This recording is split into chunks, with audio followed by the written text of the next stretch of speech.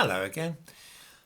I'm sure that some viewers will have watched in frank bewilderment as before the beginning of a football match, all the players but one knelt on the pitch.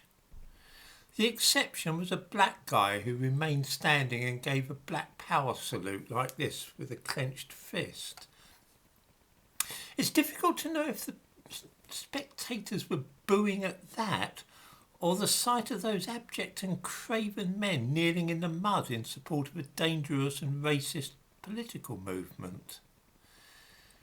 Unless people are completely deaf, dumb and blind, which I will not rule out hastily as an hypothesis, they must surely know what the Black Lives Matter movement really stands for.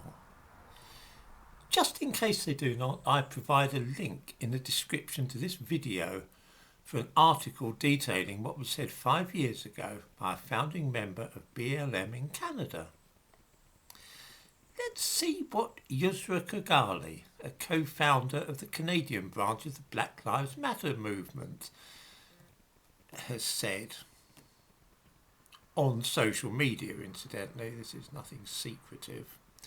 Her remarks are fairly typical of others in BLM. I use them because rather than merely being spoken, where they can be disputed afterward, she actually put them on Twitter and Facebook, where they have been permanently recorded. In 2016, she tweeted, and I quote, "Please Allah, give me the strength to not cuss or kill these men and white folks out here today."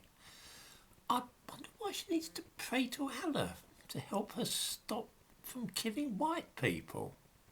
That's odd. Mind you, it's nothing compared to what she said the previous year on Facebook. And again, I quote, "Whiteness is not humanness. In fact, white skin is subhuman." She went on to claim that white people are recessive genetic defects. This is factual. White people need white supremacy as a mechanism to protect their survival as a people, because all they can do is produce themselves. Black people, simply through their dominant genes, can literally wipe out the white race if we had the power to. Strong stuff indeed. Gosh, if I didn't know that only white people can be racist, I might suspect there's a little racism there. Here's a question. If I started raving on here about having to pray to God for the strength not to kill black people, or talking about wiping out the black race, how swiftly would YouTube delete this channel? 5 minutes? Or is that an overestimate? For those who don't know, all that pseudo-scientific stuff is straight from black Muslim ideology, which is why I was interested to see that footballer yesterday giving the Black Power support. Those that want to can check up all this. They can look up the black Muslims and Louis Farrakhan, Elijah Muhammad and the rest of it on the internet. I haven't got time to go into it now.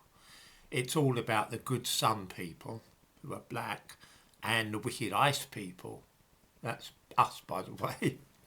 Those who raise their eyebrows about the Black Lives Matter movement often do so not because they are in favour of racial prejudice, but because they know what poisonous stuff is being produced by the leaders of the movement. If they say this kind of thing publicly on Twitter and Facebook, can you imagine what they're saying behind closed doors?